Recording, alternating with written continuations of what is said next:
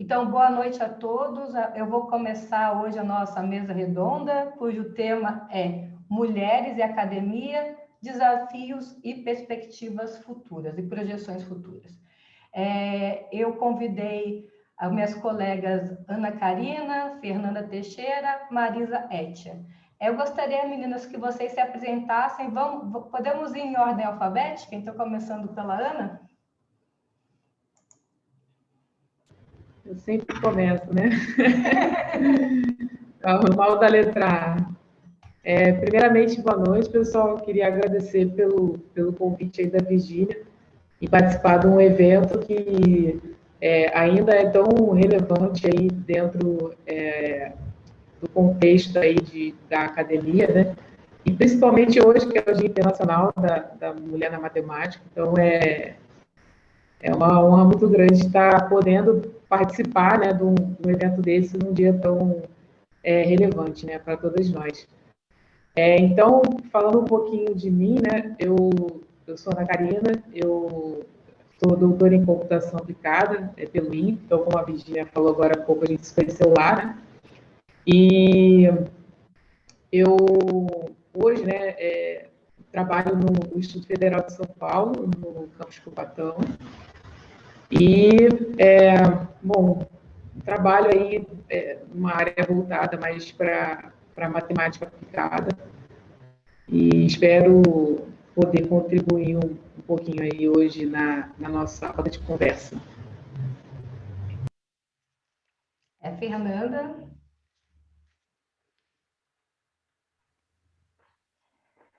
Boa noite, pessoal. Boa noite a todos. Eu também estou muito feliz de poder participar, né, dessa roda.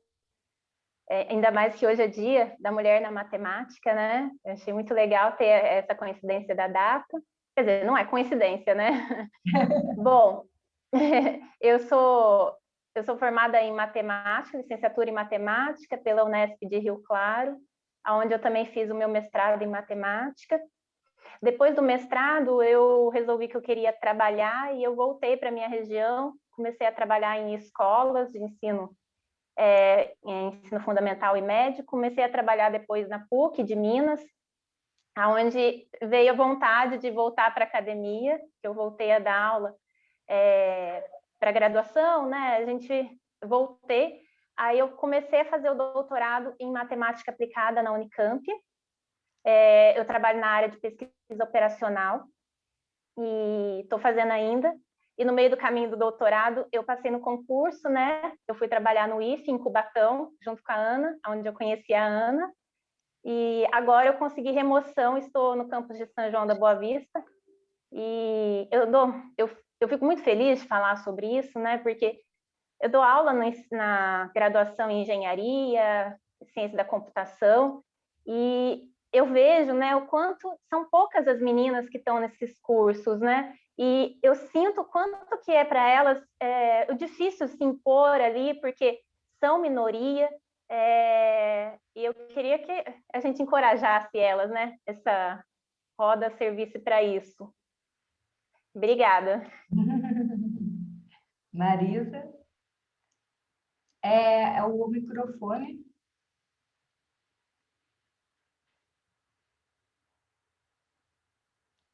Será que a Marisa caiu? Não. Ah, tá. É porque sumiu o vídeo. Aí. Consegue me ouvir? Consigo. Ok. Boa noite a todas, obrigada pelo convite, obrigada a todos os convidados.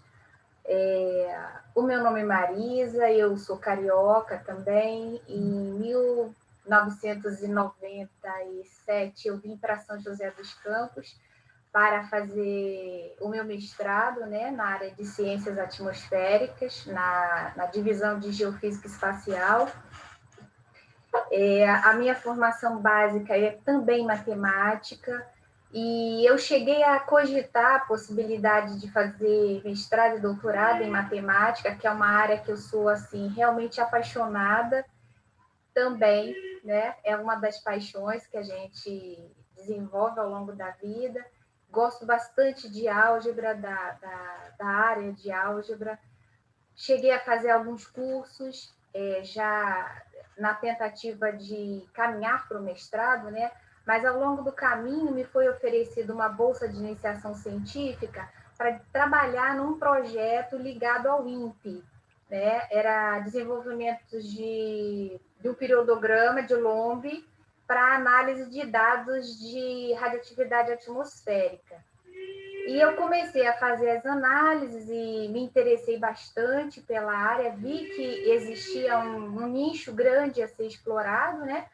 E quando eu terminei a graduação, eu tive também, no decorrer da graduação, oportunidade de trabalhar com uma licença provisória já de matemática, porque houve um tempo no Rio em que existia uma carência absurda de professor de matemática e geografia. Então, o MEC concedia uma licença provisória para que os estudantes, a partir do meio para o final do curso de licenciatura, já assumissem algumas classes, né? Mas a matemática veio a se tornar uma ferramenta poderosa durante o meu mestrado, né? E eu comecei a trabalhar direto com matemática aplicada. No mestrado, eu desenvolvi um algoritmo para análise de imagens. E no doutorado, eu terminei, né, o que eu iniciei no mestrado, que foi o desenvolvimento do algoritmo para detecção de nuvens. O primeiro estudo foi feito para a região da Antártica, onde é bastante complexa a detecção de nuvens, dada a cobertura do solo, que é uma cobertura glaciada, né? E no espectro visível, é bem complexo fazer essa diferenciação. Então, o meu objetivo no mestrado foi criar esse algoritmo e testá-lo com imagens da Antártica, né? Funcionou. E no doutorado me foi proposto o desenvolvimento do sistema completo, que envolvia um pouquinho de engenharia também. Então, a matemática abriu para mim, já que hoje é um dia tão especial, né, para a gente, a matemática abriu para mim exatamente esse leque de possibilidades, que foi explorar também essa parte de engenharia que todo mundo tem, né? E no doutorado nós construímos esse protótipo, fizemos a junção do software com o equipamento em si e entregamos um protótipo com bom funcionamento, né? E finalizei o meu doutorado nessa área de física da atmosfera, propriamente dita, nuvens e radiação solar no visível, que é uma área bastante emergente, né, e urgente para os dias que a gente atravessa. E a partir desses passos, eu tive contato dentro do INPE com uma pessoa muito especial, que foi o Daniel Nordeman. Daniel Nordeman, ele passou, né, fez a passagem dele há 2 anos atrás, ele não está mais com a gente nesse plano, mas ele era um físico matemático apaixonadíssimo, em especial por análise de sinais, né? E aí eu comecei a trabalhar com ele, recebi esse convite, né? Comecei a trabalhar com ele, tive apoio da FAPESP durante o meu pós-doutorado. Depois permaneci no INPE com o apoio do programa de capacitação institucional, né? E nesse intervalo de tempo, eu conheci a Virgínia, né? Nós mudamos de prédio e tivemos, porque antes as pessoas da geofísica elas ficavam meio pulverizadas dentro do INPE. E esse prédio novo, ele congregou todo mundo, então nós passamos a ser vizinhas de sala, né?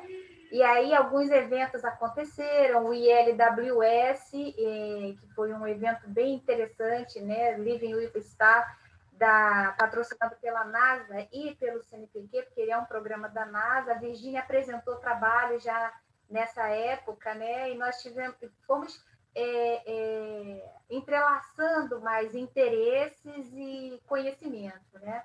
Tive a oportunidade de participar de algumas bancas na Univato também, com trabalhos belíssimos feitos pelos alunos, né? Eu destaco do Yuri E o da Dani também, foi um trabalho assim, bastante inovador. O Alan, eu acho que está presente, né, conosco aí na sala. A Daniela foi orientada pela Virgínia e pelo Alan.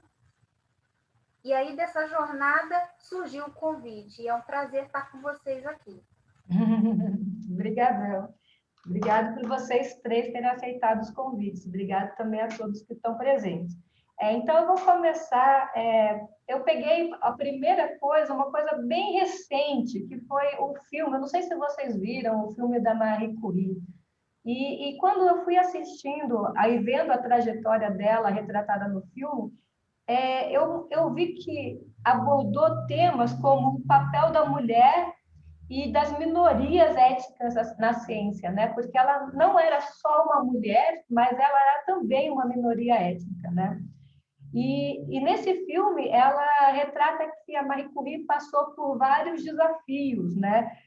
Por exemplo, ela não conseguia laboratório, ou mesmo quando ela não foi nomeada para o Prêmio Nobel, o marido dela teve que sugerir um nome, né?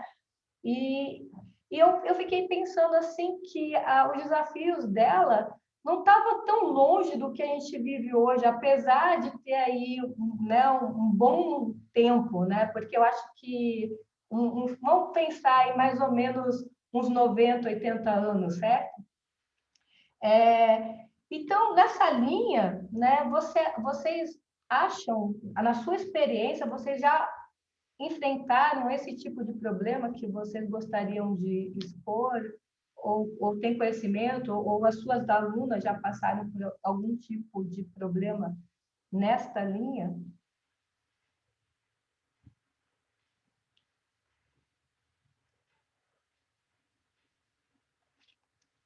Começa pela Ana, pela ordem. Eu ia falar assim, não, vamos mudar, já que eu fui a primeira a falar, agora a Marisa começa.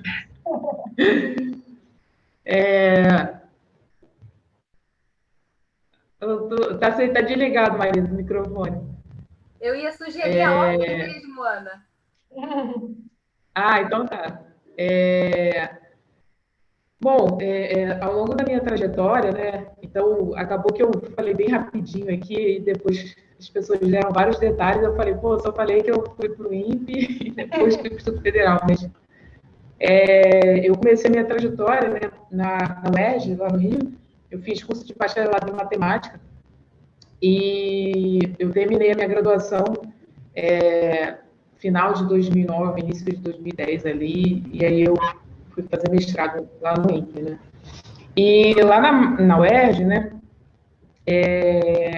assim como todo mundo falou, né, são lugares que têm pouca incidência de mulher. E eu via que tinha um pouco essa coisa de a mulher que é professorinha, esse tipo de coisa tinha muito no curso de matemática, né? Então, lá a gente tinha o curso de bacharelado e o curso de licenciatura, né? Então, o curso de licenciatura tinha um pouco essa ideia, né, de mulher professora. Então, é onde mais concentrava a mulher. No curso de bacharelado, que eram, digamos assim, boa parte das pessoas não tinham interesse de ir para essa área de ser professor ou queriam se envolver de fato na área acadêmica, a gente percebia que tinha bem menos gente. Inclusive, eu fui a única pessoa que me formei da minha turma, né, que entrei lá no bacharelado. E, por um acaso, a única mulher, né? E as disciplinas a maioria eram homens, né? E lá na UERJ eu sempre tive espaço para me envolver em coisas, para ajudar as pessoas, e eu sempre tive muito amor pela matemática e isso sempre me incentivou a buscar mais e mais. E me ajudou muito quando eu saísse de lá, né, eu ter apoio de diversas pessoas e conseguir dar conta em outros lugares que eu passei por causa da minha formação lá. Então, lá na UERJ, né, tinha essa questão mesmo de mais homens, mas eu não sentia muito, talvez até a maturidade que eu tinha na época, comparado com o que eu tenho hoje, é diferente, né? Então, hoje em dia, esse tipo de coisa que aconteceu no filme da Marie Curie acontece, mas acontece de forma muito mais sutil. E a gente fica se questionando, mas calma aí, será que isso que aconteceu realmente foi? A gente se questiona, a gente comenta com outras mulheres, a gente, calma aí, será que é isso? A gente tenta relevar essas situações, né? E as coisas, né, hoje em dia também, essa questão que você falou, né, a questão ética da Marie Curie e o fato dela ser uma mulher na ciência, né? Aquilo era uma coisa que era aceita acontecer dentro da sociedade, né? Hoje em dia, por mais que a gente saiba que acontece, né, bastante, não é uma coisa bem aceita, né? Então as pessoas têm um cuidado de pensar muito bem nas palavras que vão te passar, né, da forma que vão agir. E aí, quando eu entrei lá no INPE, né, eu demorei um tempo assim para perceber que esse tipo de coisa acontecia, né? E eu fui vendo que, calma aí, mas eu estou trabalhando aqui numa coisa com a mesma pessoa, com um cara que é homem e para ele está tudo bem, para mim não está. Eu tenho que me esforçar muito mais do que ele. A minha palavra vale muito menos do que a dele, né? Por mais que eu estudasse e fundamentasse as coisas que eu queria falar sobre a minha pesquisa ou sobre o que eu estava estudando e aprendendo, a minha palavra não valia a mesma coisa que a dele, né? E isso foi uma coisa que me deixava muito chateada, porque quando a gente é a mulher na academia, em particular aqui na área de exatas, a gente tem que sempre ser melhor do que homens para poder ter algum tipo de reconhecimento e se sobressair de alguma forma, né? E isso foi uma coisa que me desanimava muito. A Virginia até compartilhou desses momentos comigo na época, né? E é uma coisa muito desanimadora, porque já é uma área que não tem mulheres, a academia em si é uma carreira solitária, né? Então a gente faz colaborações, mas no geral a gente está sempre sozinho ali, fazendo pesquisa, né? Por mais que a gente oriente pessoas e faça colaborações, e isso torna muito difícil o caminho, porque essas coisas não necessariamente vêm desses homens, né? Virou uma situação estrutural. Então a gente tem esse tipo de atitude vindo também de mulheres, de homens, e de vários lugares de forma sutil, né? Então, eu passei por isso, né? Eu fiquei no INPE, eu entrei no INPE em 2010, e entre indas e vindas eu fiquei lá basicamente até o final de 2017, então eu fiquei, né, quase 8 anos no INPE, e durante todo esse tempo eu passei por esse tipo de situação de forma muito frequente, né? E vi outras pessoas passando por essa situação também. Então, era uma coisa que deixava a gente de mãos atadas, principalmente quando a gente está numa situação de subordinação, né? Porque eu era uma aluna de pós-graduação, então isso agrava ainda mais a situação, né? E hoje, que eu estou, né, no Instituto Federal, eu continuo passando por esse tipo de coisa, né?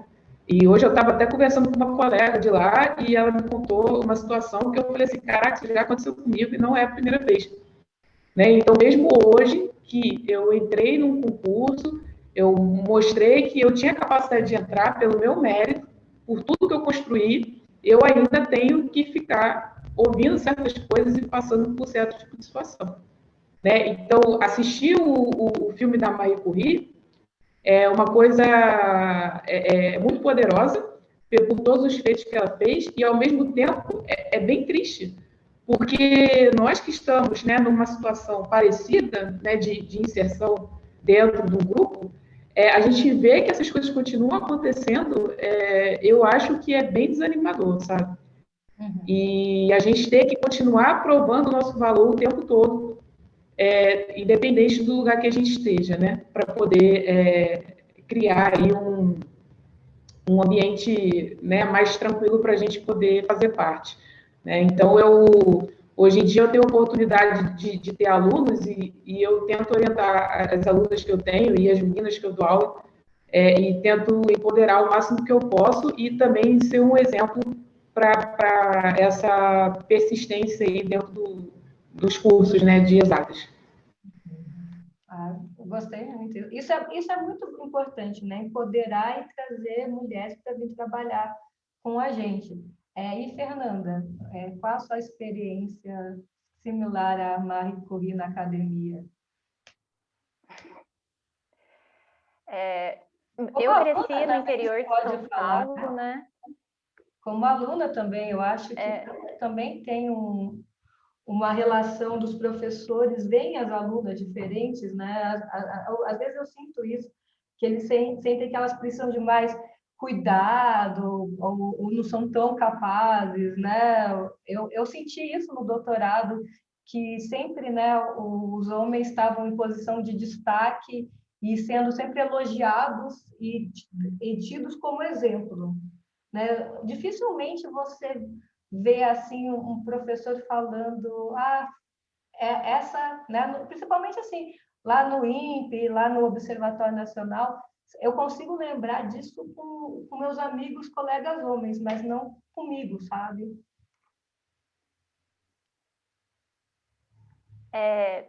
Eu estava falando, né? Eu cresci numa cidade interior de São Paulo.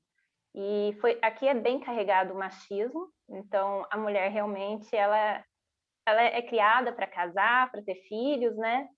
E eu lembro quando eu passei no vestibular, assim, a surpresa do meu pai foi muito grande, porque ele não esperava eu passar. O meu irmão sim, mas eu não. E bom, mas e por ter sido criada nesse ambiente, eu acredito que eu tenha ficado muito insegura quanto à minha palavra. E quando eu entrei na faculdade, a maioria dos professores eram homens, né? Eu fiz a licenciatura, mas eu entrei no curso de licenciatura bacharelado e eu escolhi a licenciatura. E a maioria dos professores eram homens e tinha mesmo esse conceito assim de que a mulher vai para a licenciatura e os meninos vão para o bacharelado. E até por isso que eu escolhi a licenciatura, foi meio automático fazer a licenciatura. Depois eu comecei a fazer algumas disciplinas do bacharelado, mas uma coisa assim que eu lembro da minha graduação, que me marcou bastante, e é uma coisa que depois eu tive que trabalhar muito para perder essa insegurança, mas de tirar dúvidas com o professor e o professor responder para o colega homem que estava comigo, e não para mim, que eu pergunto e ele responde para outra pessoa. Eu não sei se talvez porque ele acha que o rapaz, né, o colega, vai entender mais rápido e depois ele que me explique, não sei. Mas isso era uma coisa que me incomodava muito na graduação, de tirar dúvida com professores, a gente sempre ia em turma, e os professores direcionavam a resposta para um menino, e a gente ficava esperando assim, né? Se entendeu, se não entendeu, ele conferia se o menino entendeu. A gente depois entende, né? Depois dá um jeito. E eu acho que eu tive muita insegurança durante a graduação, até por isso que eu não segui para o doutorado direto. Eu fui trabalhar, eu realmente acreditei que não era para mim o doutorado. Depois que eu comecei a dar aula em graduação, e é isso que a Ana falou, né? A maturidade que a gente vai tendo e aprendendo a ter, né? Vai criando. E daí eu fui para o doutorado, já mais confiante, né? Com mais idade também. E daí eu consegui já me impor melhor nessas questões. Eu acho que eu me saí bem melhor durante o doutorado, eu estou saindo, né? E também trabalhando agora no IFE, né? A gente tem bastante essas questões, eu acho que dentro do IFE.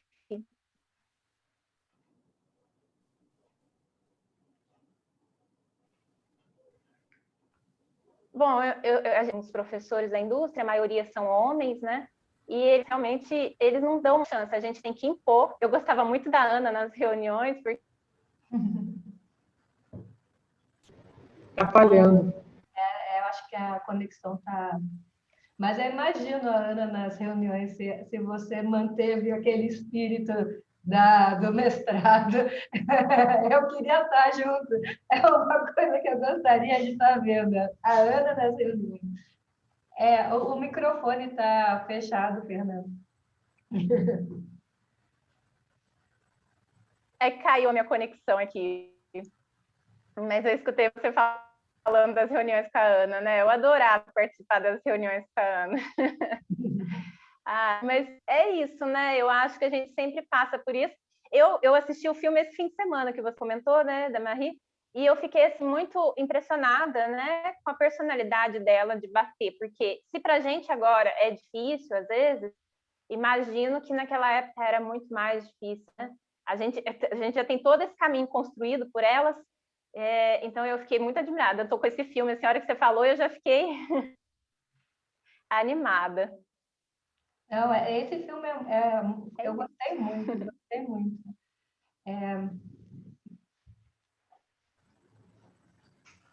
Bom, meninas, acho que todas nós temos histórias, né? Histórias que nós vamos, eu espero que em breve, né? Muito breve, fique só numa lembrança, né? E que as meninas que vão começar também na ciência, já estão na ciência, que elas vejam, ouçam e falem, nossa, que coisa estranha, isso parece tão distante de mim. Essa é a minha esperança matemática, que isso aconteça, né?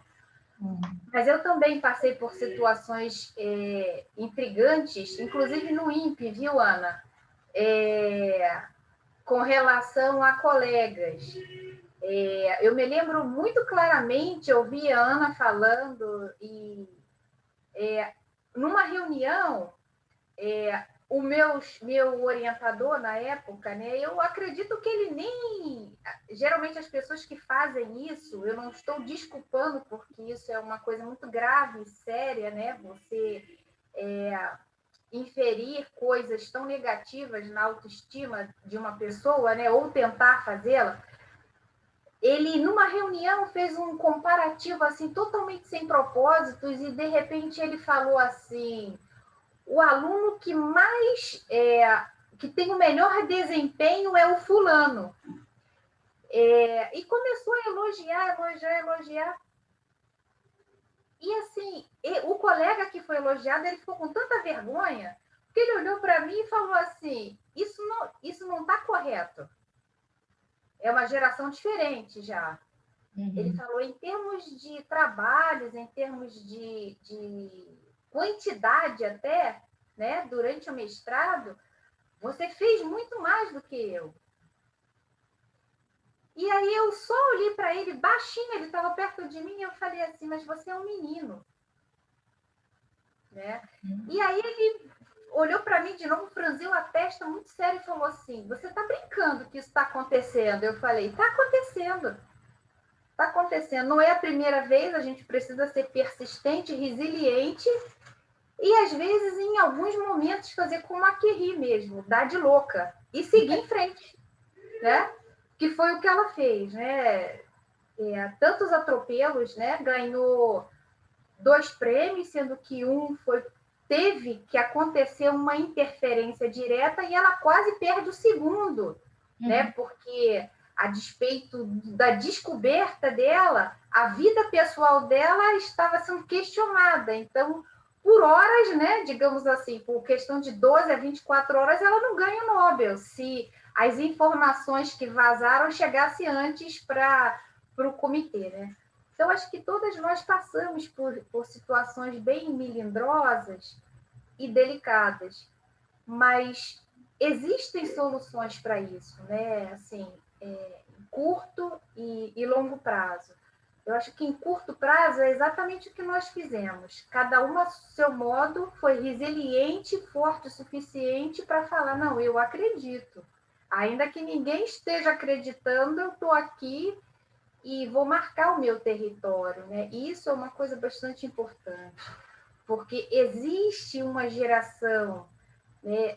Quando a gente olha para o que acontece no mundo e a gente vê o tempo que a Marie Curie levou para as conquistas dela e onde exatamente o ponto na história em que nós estamos, é absurdo o tempo todo que se passou e nós ainda estamos nesses passinhos de tartaruga, né?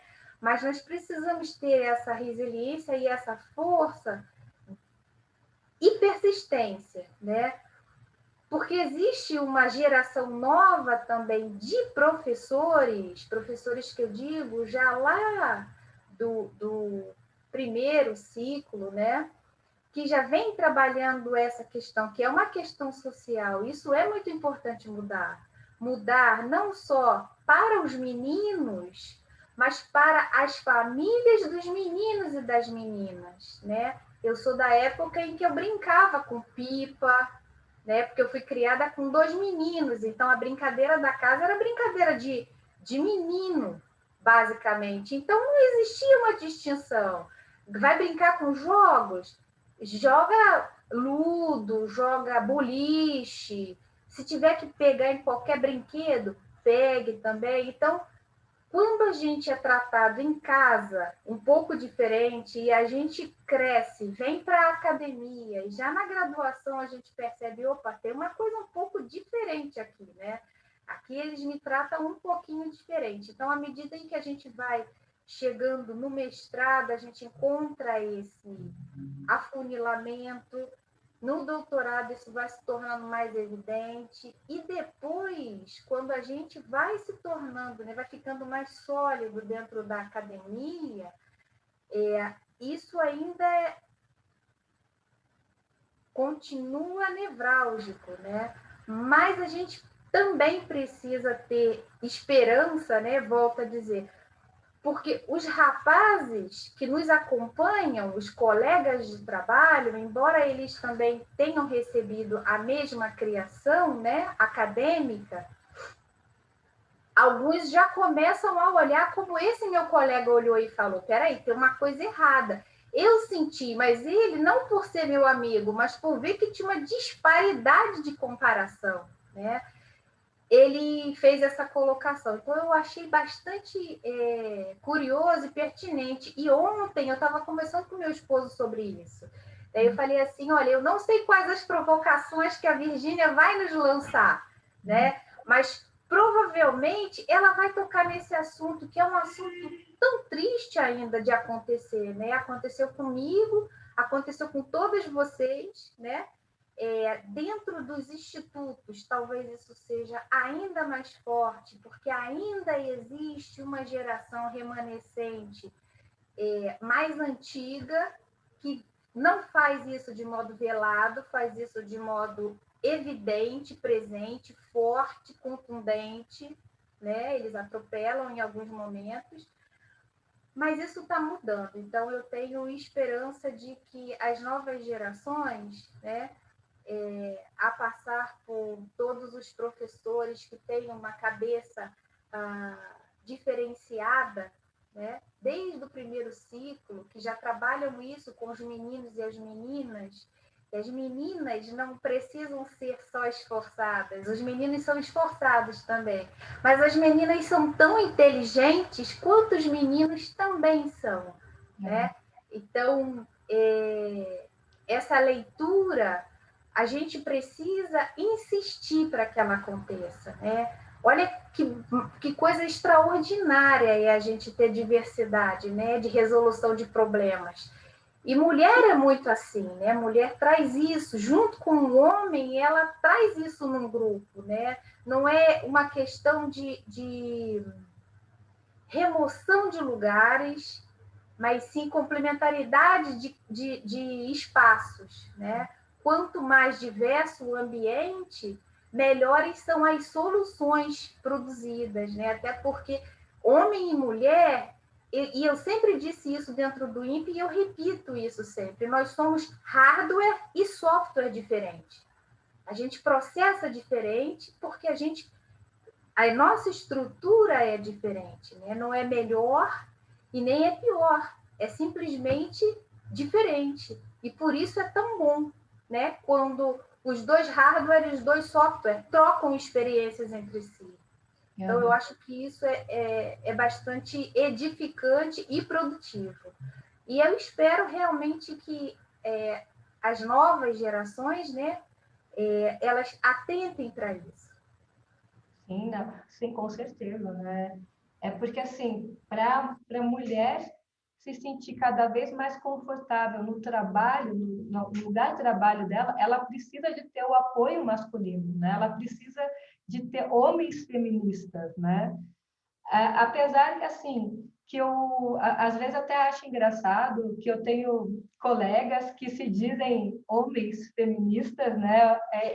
De repente, eles não percebem em pequenas atitudes que eles ainda têm arraigado dentro deles o machismo estrutural, né? E assim, uma coisa que eu acho bem interessante é que várias vezes, várias pessoas diferentes explicaram a minha pesquisa para mim, sabe? E eu fico...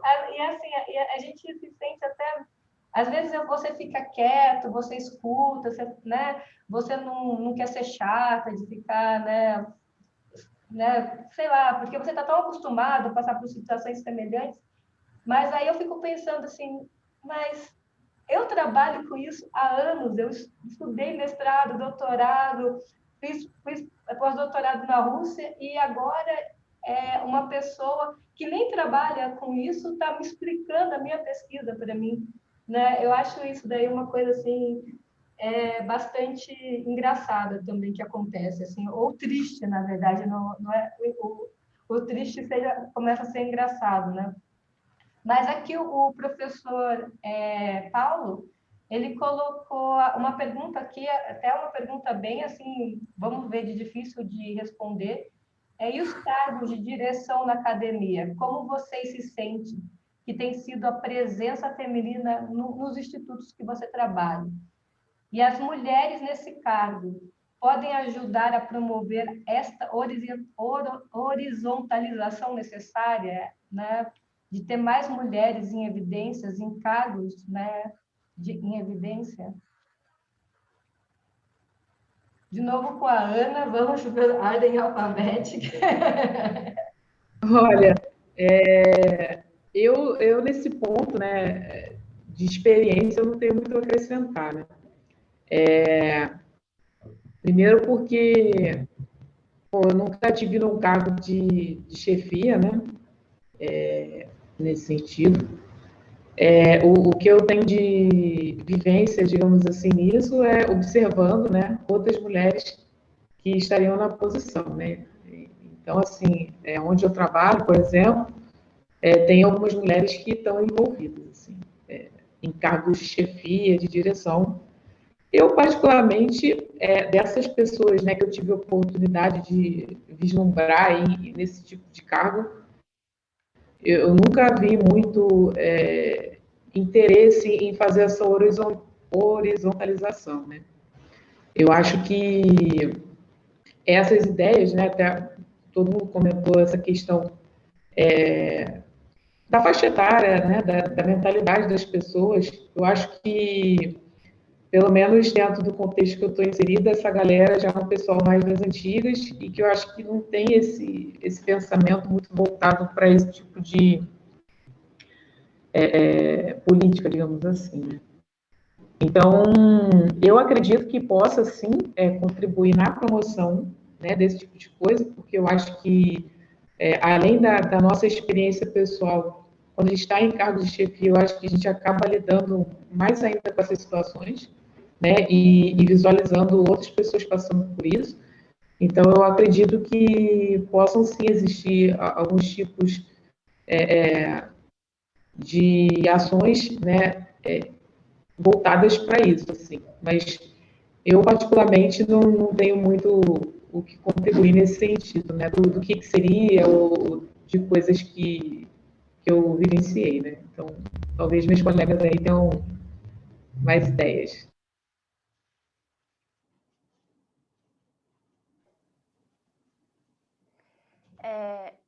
Eu, na verdade, eu acho que eu nunca...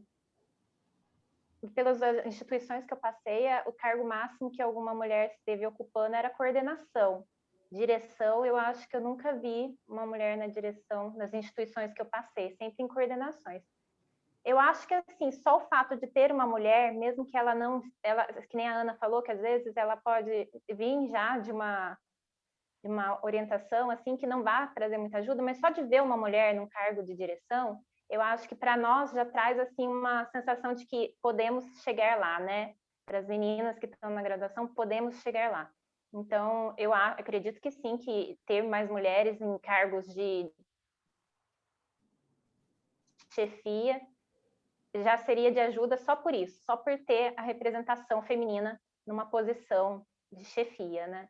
Mas eu não tive a oportunidade ainda de ver uma mulher, assim, numa instituição que eu estive estudando ou que eu trabalho, uma mulher num cargo de chefia, além de coordenação. Coordenação de curso eu sempre vejo, mas direção, reitoria, eu nunca vi. Eu vi, né, durante o tempo, inclusive a Virgínia conhece, a Maria Virgínia Alves foi a segunda pessoa, né, do INPE durante 2 gestões, de 2 direções, uma foi do professor Gilberto Câmara, e depois foi do professor Ricardo Galvão, né? Ela é uma mulher muito competente. Eu tive o prazer também de ter a Maria Virgínia, eu não sei se ela entrou com a gente, mas eu a convidei também. Eu tive o prazer de tê-la como coordenadora acadêmica e ela foi uma sumidade durante a gestão dela como coordenadora, ela é sempre um exemplo. Ela foi minha professora também de física dos plasmas, e a Maria Virgínia também é matemática, de formação básica, né? Ela trabalha com matemática aplicada, modelagem de plasma. E ela é, para mim, assim, no Brasil, uma pessoa bastante representativa, sabe? Tem também na área de ciências espaciais, aqui no Brasil, um outro nome também que eu tenho bastante respeito acadêmico, que é a professora Inês. Virgínia conhece também, a doutora Inês. Ela é uma pessoa que tem bastante representatividade em ciências e em gestão, porque ela já foi coordenadora da CEA, que é um núcleo que aglutinava no passado, né? Hoje mudou com a reestruturação do Instituto, mudou bastante coisa, mas antes ela foi coordenadora já de área também. E fora do Brasil tem um nome, meninas, que é bastante significativo também, que é o nome da Rosali Lopes. Eu não sei se Virgínia teve contato com ela. A Rosali Lopes, ela é carioca, ela é eu brinco que ela é a garota de Ipanema, né? Ela começou astronomia na UFRJ, e aí ela tinha um sonho que era ser cientista, mas cientista planetária. E aí ela foi embora para a Inglaterra. E ela concluiu lá o curso dela. Ela teve muita força, voltou por uma chamada, um convite, e ela se juntou com as pessoas da NASA, do JPL, e ela rapidamente começou a galgar essa parte de física, né? Planetária, exploração planetária. Ela chegou ao cargo de chefe das missões. Então, todas as missões que o JPL mandava para o espaço passavam pela Rosali. Então, ela liderava um grupo de 100 cientistas da NASA, uma brasileira. Ela é um encanto de pessoa, né? Ainda continua em cargo de chefia, uma pessoa assim, ela já esteve no Brasil várias vezes, é uma mulher também, além do impacto profissional dela, né, atuante na área de gestão, na ciência também ela tem bastante, um nome muito forte. O nome dela está no livro do Guinness, né? Ela é o pesquisador que mais encontrou vulcão no nosso sistema solar. Então, alguém também que tem uma representatividade ele é muito próxima da gente. Ela foi uma das professoras, das pessoas que ajudou, né, a internacionalização do curso de geofísica espacial. E tem nomes significativos, sim. Inclusive nome de brasileiros fora daqui, né? Com certeza, com certeza. Mas, assim, uma coisa que eu me lembrei agora, teve um evento recente que foram homenageadas mulheres, né? E eu achei isso bastante interessante. Mas teve uma outra coisa, um outro defeito que eu vi: as mulheres que não foram homenageadas começaram a reclamar e a falar mal das pesquisadoras que foram homenageadas, e teve assim, e isso eu vejo que ocorre assim, desde da gente que está já em nível pesquisador até na graduação, que eu vejo assim, até as meninas, elas têm uma competição entre elas, né? Ou uma às vezes fala mal da outra, e eu fico imaginando por que isso acontece, né? por que as mulheres são tidas como rivais, né? Por que uma mulher não consegue elogiar a outra, não se sente satisfeita quando a outra foi homenageada numa posição de destaque? Nós já somos tão poucas, né? Principalmente na área de ciências exatas. Por exemplo, na engenharia, hoje eu vi que a porcentagem de mulher para homem no Brasil são 3% de mulheres engenheiras eletricistas para 97%. Então, é uma disparidade, né? O que você acha que gera essa animosidade entre as mulheres? Ou isso daí é uma coisa que foi implantado para tentar, né, foi implantado na cabeça das meninas para elas terem rivalidade entre elas, né? Qual que é a ideia que vocês têm nesse... Bom, na verdade, isso faz parte da socialização, né, da mulher. A gente nasce, né, o nosso sexo biológico, mas o que a gente se torna depois é muito construção da própria sociedade que a gente vive, né? O papel da mulher dentro da sociedade, né? O que é ser mulher dentro da sociedade, o que você tem que seguir ou se adaptar para ser uma mulher ok, né, dentro da sociedade, né, sofrendo menos do que a mulher já costuma sofrer. E isso faz parte, eu acredito, que da própria construção da sociedade, né? Essa rivalidade entre mulheres, né? A gente fica, até isso que você falou, né? A gente fica, pô, mas calma aí, tem tão pouca mulher, aí a mulher que tem tá ali querendo entrar num embate com a outra, né? Por que isso, né? E isso não acontece entre os homens, né? Os homens, eles são extremamente colaborativos, né? Então, se o homem pode estar errado, vai ter os outros homens apoiando ele lá. Não, ó, tá errado não, é isso aí, meu amigo, tô contigo e não solto. E as mulheres não têm isso, né? É claro que existem, né, gerações diferentes, né? Eu acho que a nossa mentalidade, a nossa vivência convergem para esse tipo de postura, né, de colaboração, de incentivo, né? Talvez aí por tudo que a gente passou, mas é uma socialização, né? Eu lembro que na época da faculdade,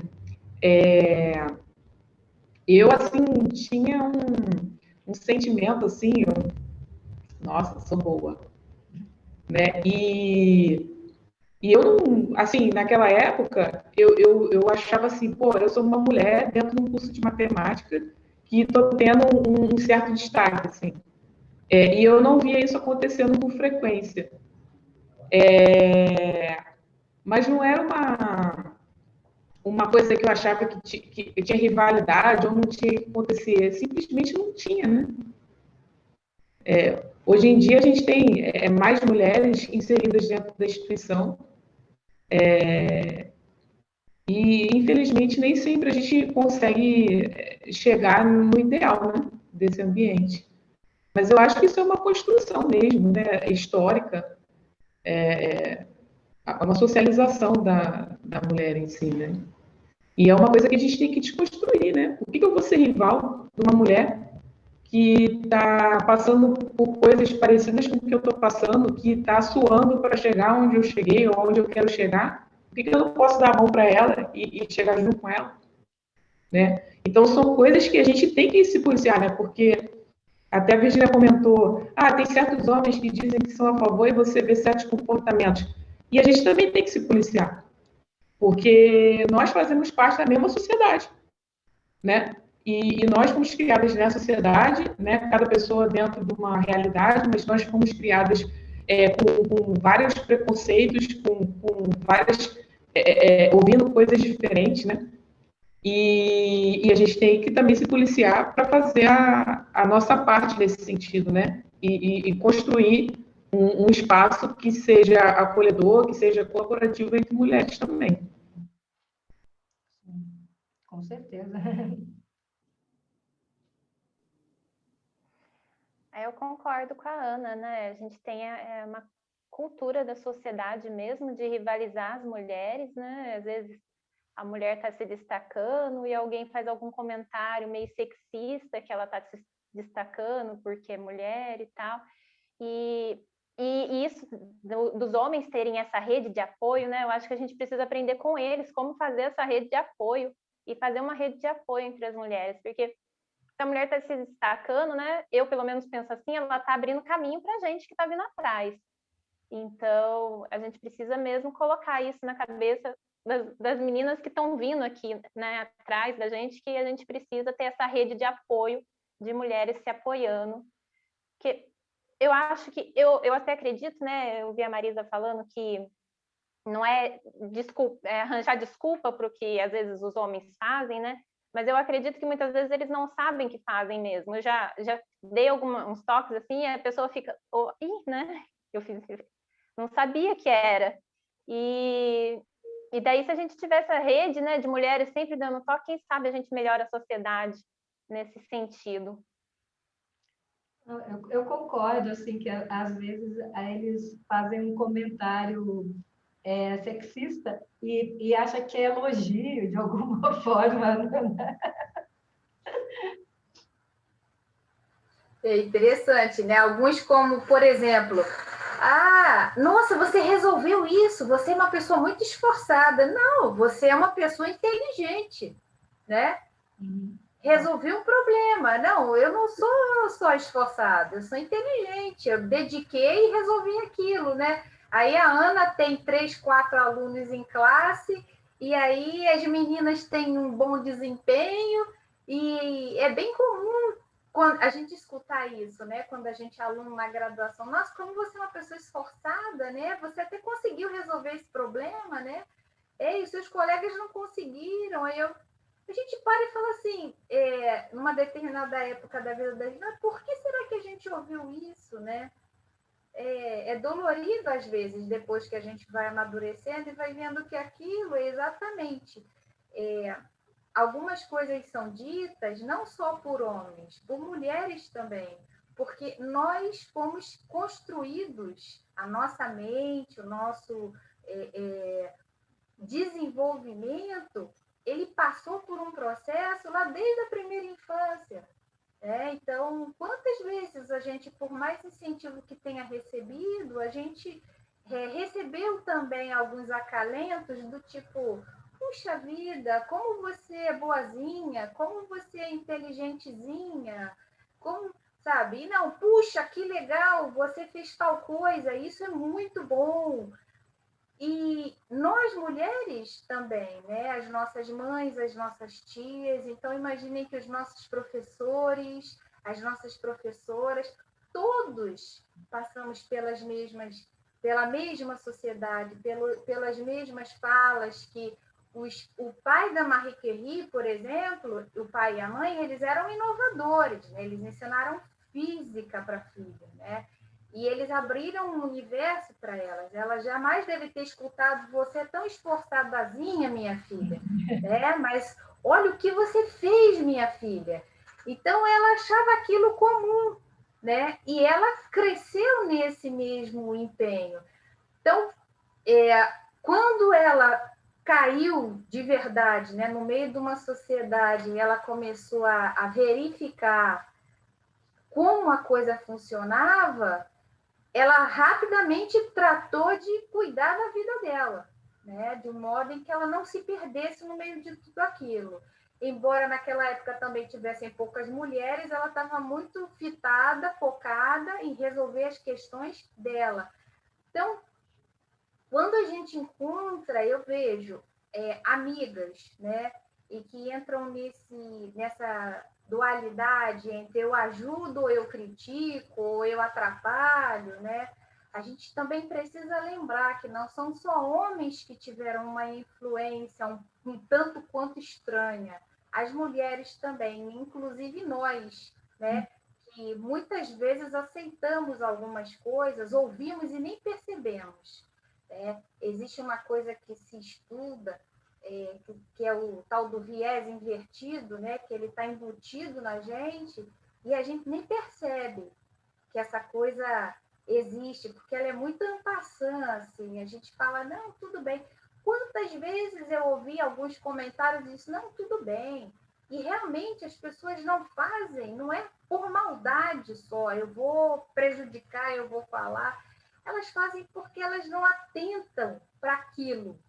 Então, isso que foi dito, né, pela Fernanda, de vez em quando dá um toquezinho sutil, né? Puxa, você sabe, viu? Como eu fiz com meu amigo, olha, você é um menino, eu não precisei falar mais nada.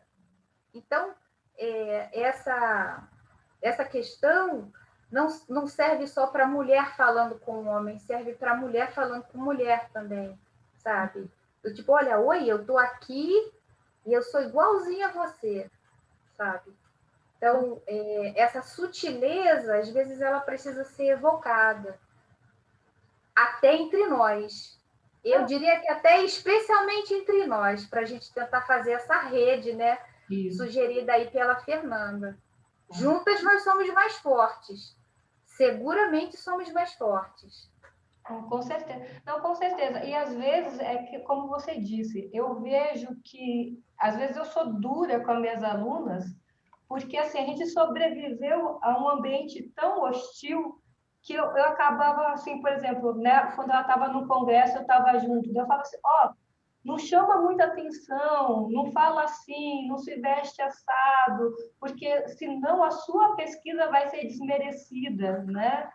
Então, eu vejo que eu falo assim, você tem que ser melhor para que os homens, porque para você conseguir chegar numa posição de destaque, né? Então, a vida já vai ser mais dura com você.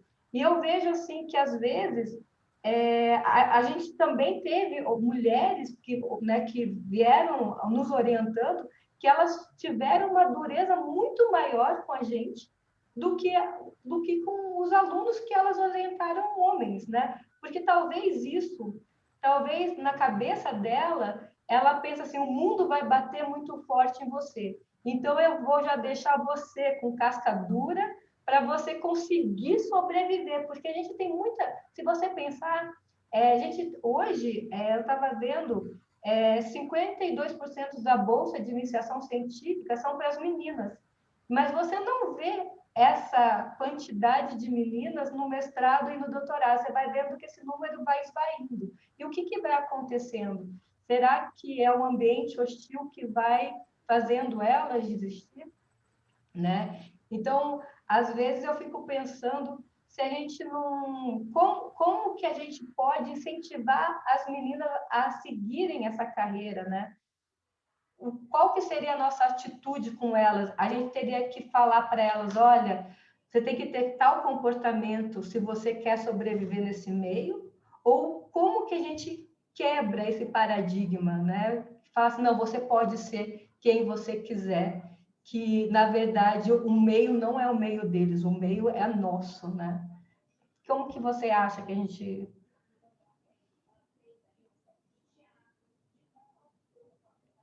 É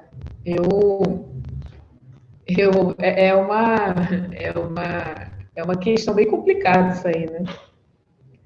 Porque, assim, ao mesmo tempo que a gente quer que o meio seja assim, ele não é, né? Então, isso é o ideal. A gente espera que, né, até a Marisa falou isso, que as próximas gerações não fiquem, nossa, não, que nem se lembre mais, né? Que seja completamente diferente. Mas e até lá, né? Como é que faz? Né? Então, é muito complicado, né? Essa questão. Porque eu acho que a gente tem que tentar achar um equilíbrio, né? Nessa dureza, né? Ou tentar, né? Como você falou, conversar e explicar como que as coisas são, né? Do que deixar Deus dará, porque uma hora a pessoa vai bater de frente com alguma coisa.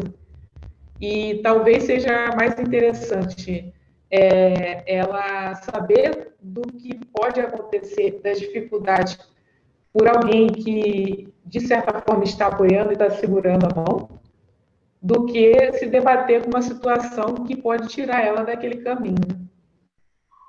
por não esperar, talvez, um tipo de situação desse tipo, né? Que é uma dura que quebre a pessoa, né? Que ela não esteja... Porque, assim, cada pessoa tem uma estrutura emocional, tem uma vida, pensa de uma forma, né? Então, por exemplo, sei lá, a gente passou por isso e a gente sobreviveu. Mas tem pessoas que vão passar por isso e, para ela, naquele momento, isso vai ser prioridade. Ela fala, não, vou parar. Outra hora eu volto, né? E será que realmente era necessário ela parar? Né? Será que aquilo que aconteceu era realmente daquele jeito que deveria ser? Né? Claro, né, que cada pessoa sabe o que é melhor para si, mas eu digo o seguinte, né? Essa área, né, a academia é uma área muito complicada, muito dura para mulheres, né? Então, eu acho que a partir do momento que a gente tem uma oportunidade de dar a mão para certas mulheres, né, que estão começando, para elas seguirem isso, né, talvez até espelhada pela gente mesmo, né, como um exemplo. Eu tive uma professora na faculdade que era meu exemplo de vida. Eu falava assim, eu quero ser igual a ela. E isso foi muito importante para mim, né?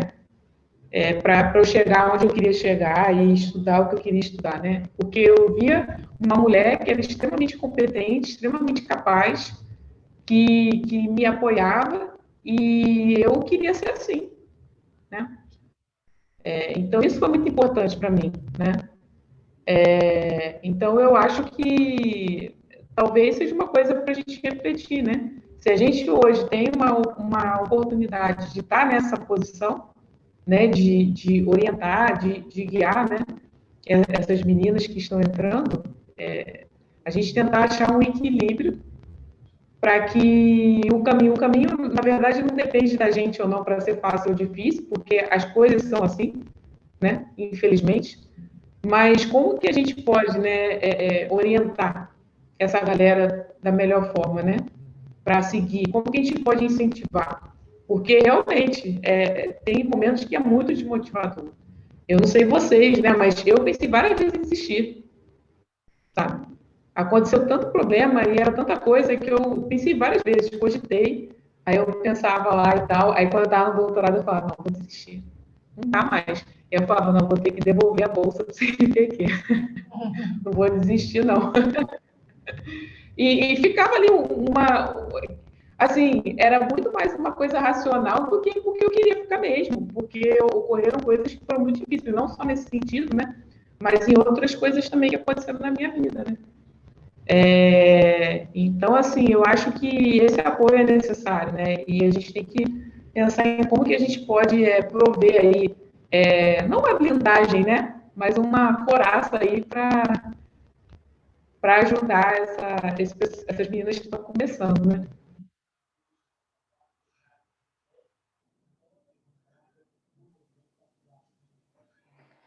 Agora você tocou num ponto fraco meu, que eu sempre fico nesse dilema, se a gente tem que ser rígido demais, né, bater para ensinar, para a pessoa sair preparada para a vida, porque vai ser difícil quando sair, ou se eu acolho porque já vai sofrer tanto que para quê, né? Eu sempre fico nesse dilema. Eu tento fazer o meio termo ali, acolher, mas deixar bem claro que não vai ser fácil fora dali, né?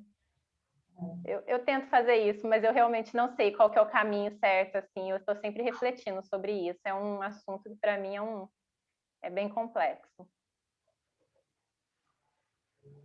Eu sempre tento com as minhas alunas, assim, eu bato, eu mordo e assopro, sabe? Tipo, não faz isso, você viu, você está vendo por que eu falei isso para você? Você está olhando a situação de fora, olha o contexto. Aí eu explico, tá vendo? Por causa dessa atitude foi dito isso, então você tem que olhar, eu sempre falo assim, então eu estou tentando ensinar você a se defender e conseguir crescer sofrendo o menos possível, né? Mas eu não sei se esse é o caminho. O que eu gostaria era de um mundo mais idealizado, né? Que não tivesse, que elas passassem por isso, né? É uma situação bastante complexa. Bater ou não bater, né? Todos nós apanhamos e sobrevivemos, mas não necessariamente, eu realmente acredito que não necessariamente eu precisaria ter apanhado. Então, quando eu olho para a experiência que eu tive, né, eu tive problemas com o professor de quase acabando faculdade, assim, sabe? Não tinha nem com quem reclamar, porque não tinha um professor e ele assumiu a cadeira, ele era coordenador. Vou reclamar com quem? Dele mesmo, né? Não tem como. Então, ao longo da vida, a gente apanha e a gente se questiona depois, né? Que apanhou. Será que aquilo era realmente necessário? Como a Fernanda falou, foi um tapa assim sem necessidade, né? De tudo que eu tenho visto, a minha trajetória ela não é longa, ela é curta ainda. Eu tenho escolhido a paixão. Então, sempre que eu já tive uma aluna de doutorado que ela era extremamente apaixonada, sabe?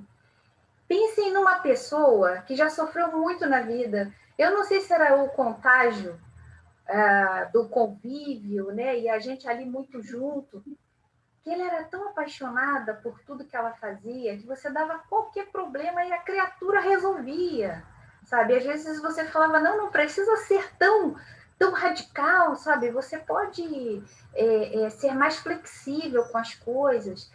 E ela sofreu porque ela saiu para fazer sanduíche e ela ficou com duas pessoas distintas e uma era muito severa, foi muito severa com ela, e a outra foi mais ampassã, assim, foi largando, então coisas ficaram pendentes, né, ali, e ela se cobrava demais. Então, nesse caso, ela foi muito aconchegada, sabe? Ela foi muito aconchegada, assim, eu quase pegava no colo, porque precisava. Mas já outra aluna, eu precisei sentar junto para acabar a tese. Acredita em mim. Não, vamos fazer esse gráfico. E o que está acontecendo aqui? E não era falta de competência, sabe? Mas foi uma baita desmotivação que aconteceu assim no meio do caminho, que eu falei, esmureceu, acabou a paixão, né? Então, acho que o combustível do trabalho, do apelo científico para quem vai permanecer na academia é manter vivo o fogo da paixão, sabe? Porque os problemas, eles vão ser os mais diversos possíveis. Nós tivemos problemas quando graduandas, depois tivemos problemas como mestrandas, tivemos como doutorandas. Na nossa vida de pesquisa e de ensino, vamos ter problema, e isso vai ser para o resto da vida. O que vai fazer a diferença é o que eu sempre falo para eles, né? E eu tive dois meninos de graduação.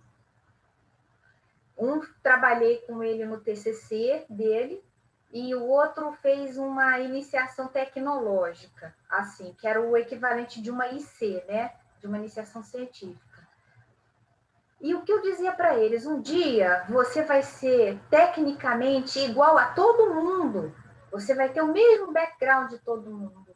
O que vai te diferenciar dos outros é o seu amor pelo que você faz, a sua paixão, o elan que você tem quando você pega uma coisa e resolve, sabe? Como é que você motiva, Ana, um programador a desenvolver um código cada vez melhor? Ele tem que estar muito apaixonado por aquilo que ele faz, sabe? Ele tem que ter assim, olha, se hoje eu conseguir resolver isso num tempo log de n, eu vou tentar n log de n, eu vou tentar numa exponencial tal. Ele tem que estar nessa busca como um desafio dele, né? Isso é que às vezes eu vejo que é difícil você incutir no aluno, não é só na aluna, é no aluno também, né?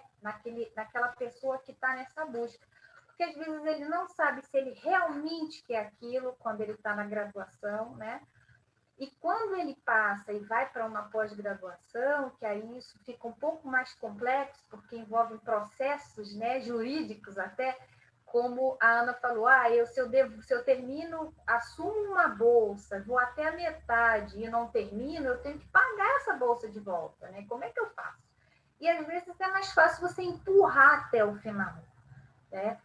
Então, quando você encontra alguém e existe essa empatia, eu acho que um princípio fundamental é você fazer o teste da paixão, paixão mesmo. A paixão, aquele fogo que te consome tem que ferver, sabe?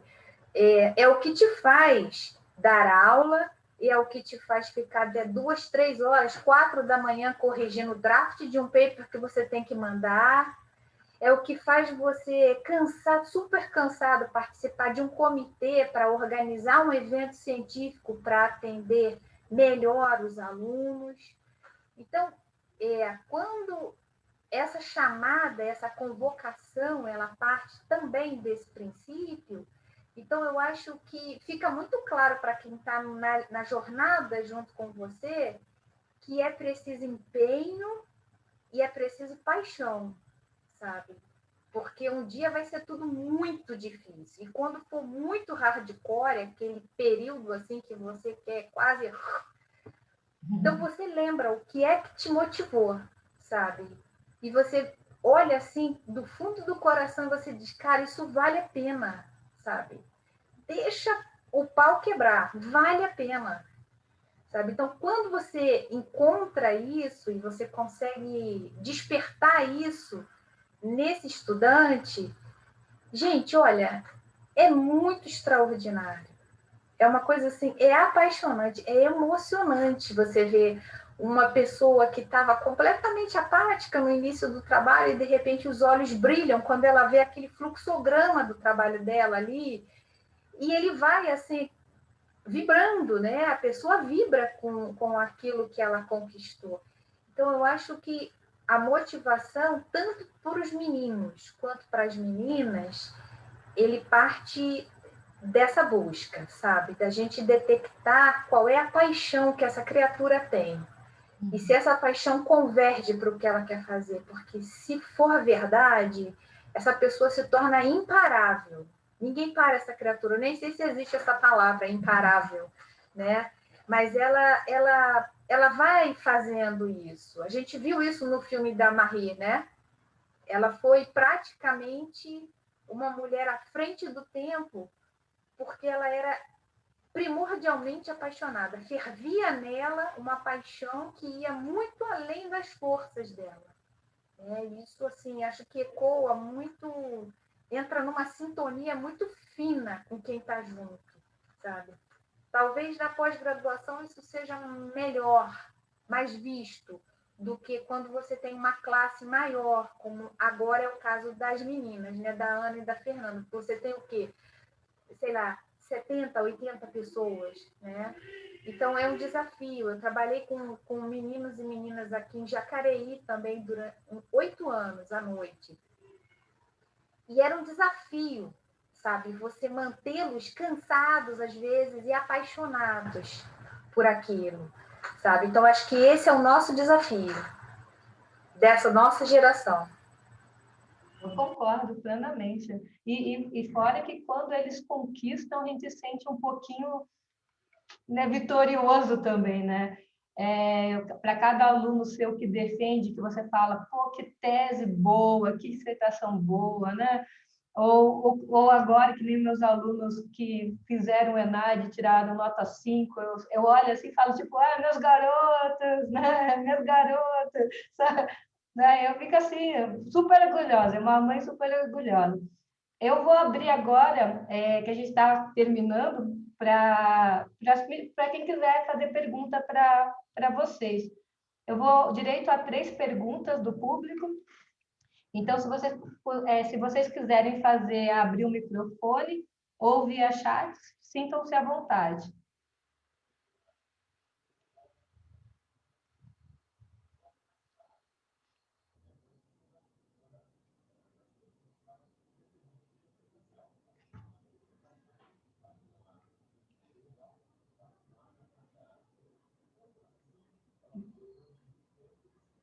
Eu acho que o pessoal está tímido agora.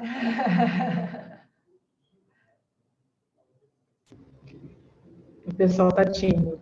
Eu vou só aproveitar, né? E ninguém perguntou nada. Essa questão que a Marisa falou da paixão, achei bem interessante você falar isso. Foi uma coisa que eu não tinha vindo, mas realmente, né? Faz toda a diferença. Você ser apaixonado pelo que você estuda, né? Descobrir uma coisa que, caraca! E é muito legal quando a gente dá a oportunidade de alguém se descobrir também, né? Porque é difícil se descobrir. Tem pessoas que estudaram comigo que até hoje estão meio aí por aí tentando se achar, né? E a gente tem a possibilidade, né, de talvez fazer isso com outras pessoas, né, incentivar. Eu achei bem interessante isso aí que você trouxe. Já que ninguém ainda se manifestou, eu estou vendo aqui que o meu amigo Edson Pereira, ele entrou. E no início, eu não sei se o Edson pegou a nossa conversa inicial, quando eu comentei sobre a construção, né, de uma academia mais humanizada para as meninas, né? Que é um processo que passa pela escola primária, passa pelos pais, passa pelo, né? E o Edson, ele é uma das pessoas que eu tive contato, né, desde a minha adolescência. É uma das pessoas mais inteligentes globalmente que eu conheço. E ele optou por ser professor, sabe?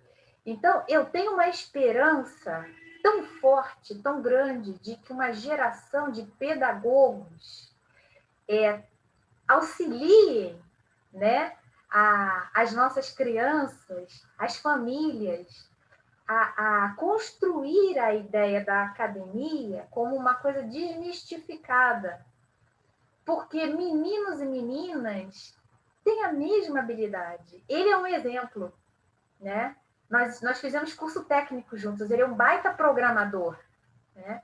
E depois de um tempo ele fez uma graduação e fez outra, e ele se identificou como professor, sabe? E eu tenho certeza que ele desempenha o papel dele de um modo extraordinário, porque ele mandou uma mensagem o ano passado dizendo assim: socorro, minha amiga, as minhas crianças precisam participar das Olimpíadas. Como é que eu faço agora? Como é que a gente articula? Eu tenho crianças assim, assim, assim. E ele deu o jeito dele, de um modo tão inteligente, e ele colocou meninos e meninas com condição de participar e com condição de ganhar medalha num curto espaço de tempo. Então, eu percebo que a academia que a gente almeja, né, que seja mais bem humanizada para as meninas, né, ela começa lá atrás, lá no primário, lá no jardim de infância, no nosso antigo jardim de infância, né? Eu olhei um comentário de um pai aqui falando que ele apoia bastante a filha em termos acadêmicos, né, para que ela se sinta confortável de fazer a melhor escolha. Então, isso é algo tão delicado e tão forte, né? São decisões que vêm acompanhando e vêm reestruturando esse padrão que a gente tem. Porque, infelizmente, as meninas ainda vão sofrer bastante, né? Vão apanhar bastante, vão ouvir bastante. Você é tão esforçadinha, que bonitinho, você foi bem, nem repetiu o cálculo 1, né? Você foi bem em cálculo 1, que estranho, né? Falta falar que estranho que você não repetiu. Então, isso vai mudar, mas vai mudar a partir que a gente desconstrua e reconstrua essa sociedade de um modo muito até sutil, né?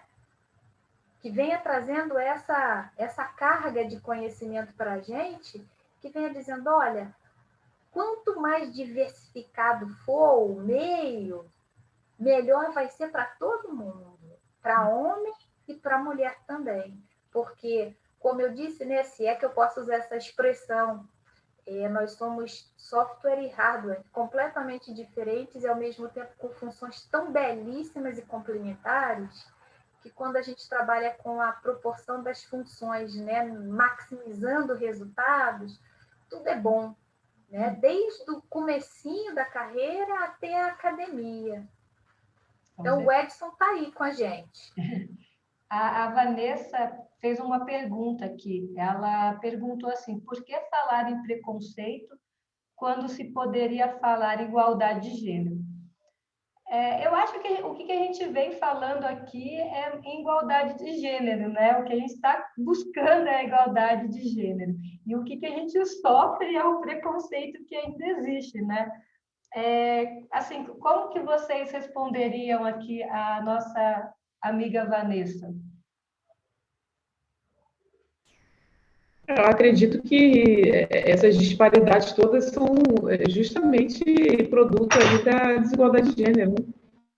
Quando a gente atribui papéis diferentes a gêneros diferentes, né? Então, até a Marisa falou, desde criança, pô, brincadeiras de menino, brincadeiras de menina, coisa que é para estudar para menino, coisa que é para estudar para menina. É um tipo de coisa que a sociedade é construída, né?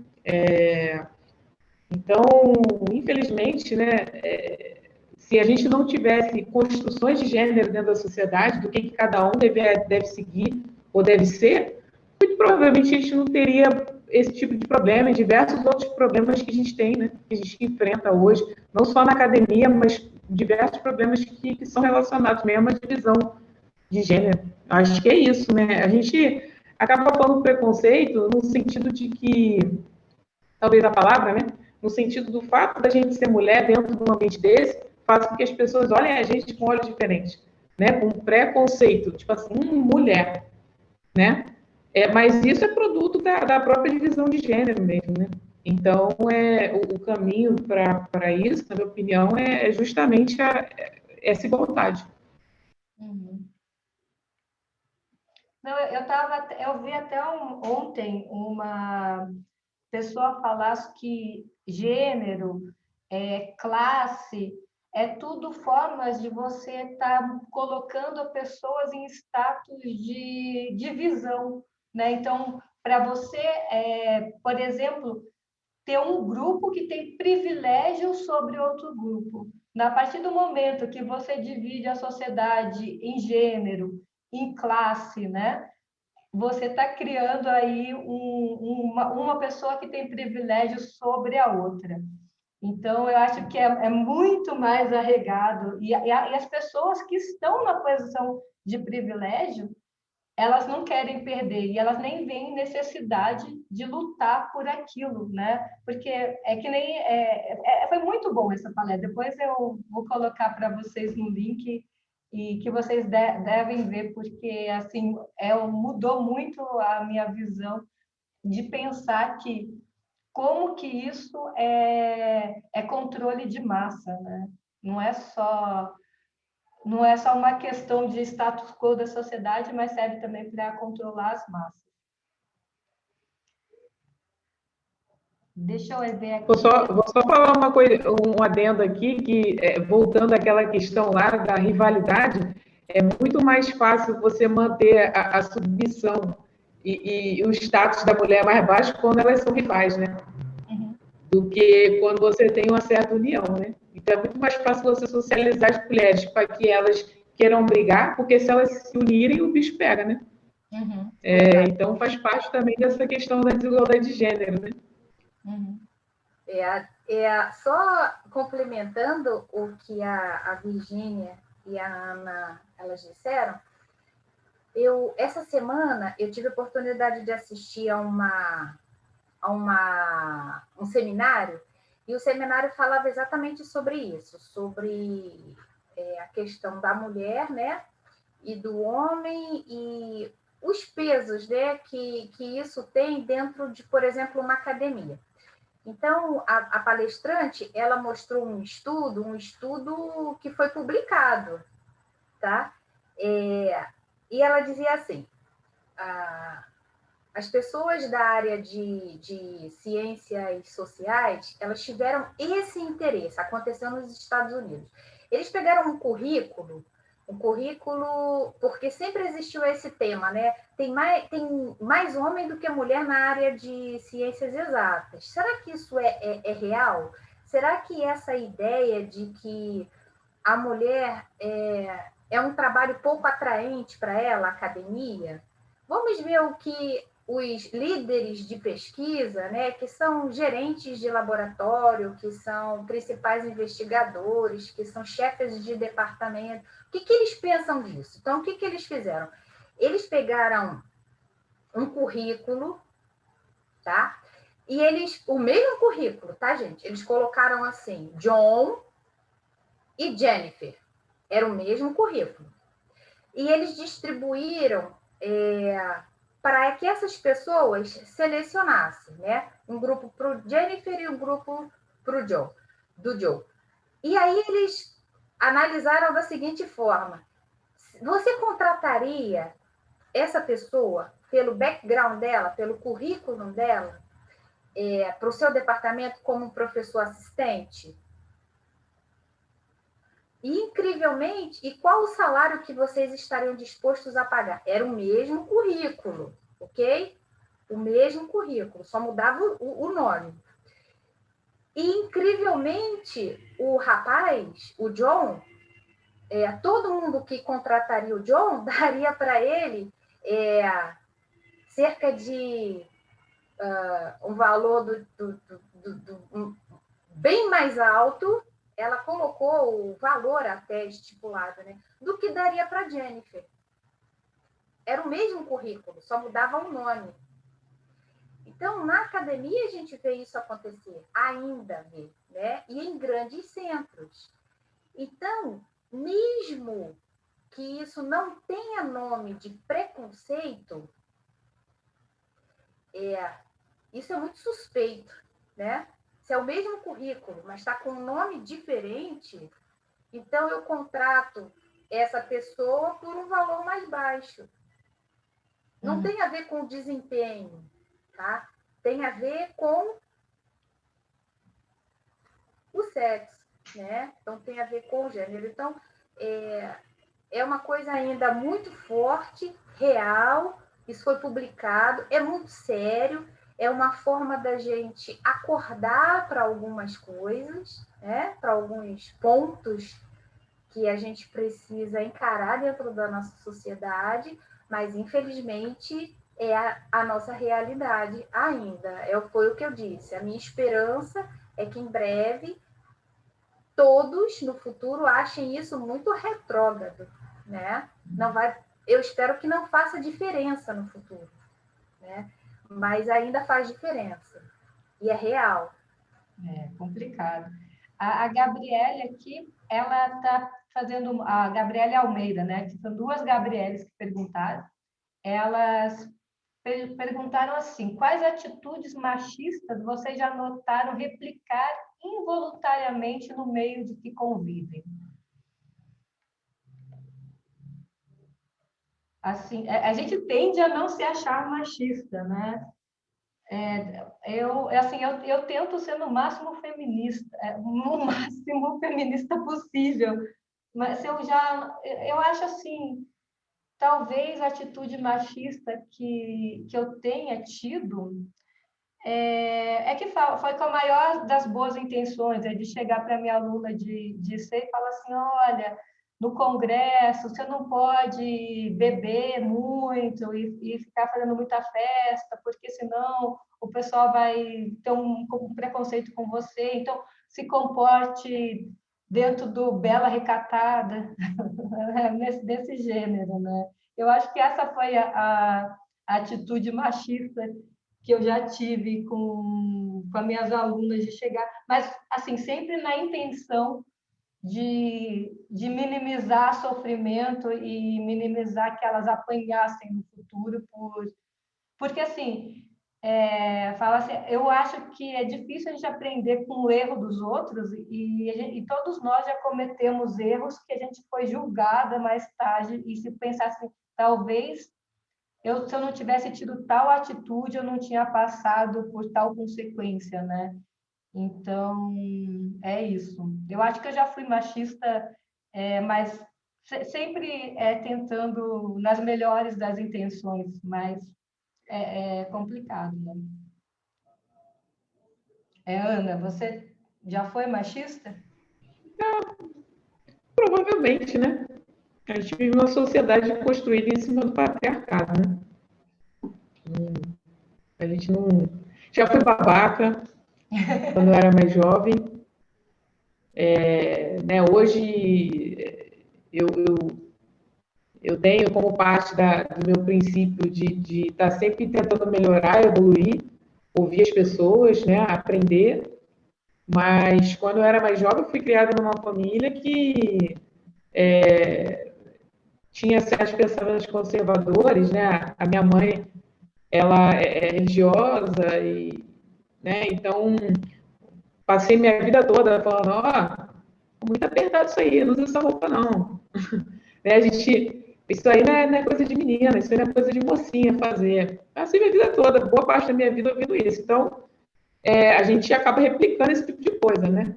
E eu acho que o que foi mais libertador assim, na minha vida foi justamente eu ter a oportunidade de lidar com pessoas diferentes, de outras classes sociais, de outras etnias, né, de outros gêneros, de tudo quanto é lugar. E isso foi uma coisa que quando eu entrei na faculdade, principalmente quando eu tive que sair da minha cidade para ir para a pós-graduação e fui passeando por aí, eu consegui evoluir bastante como pessoa, né?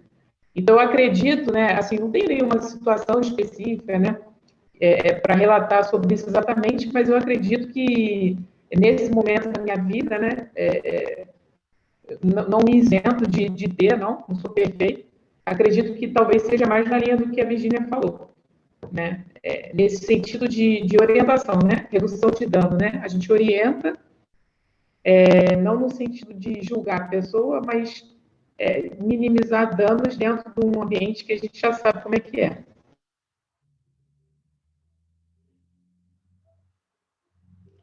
E aqui tem uma outra pergunta.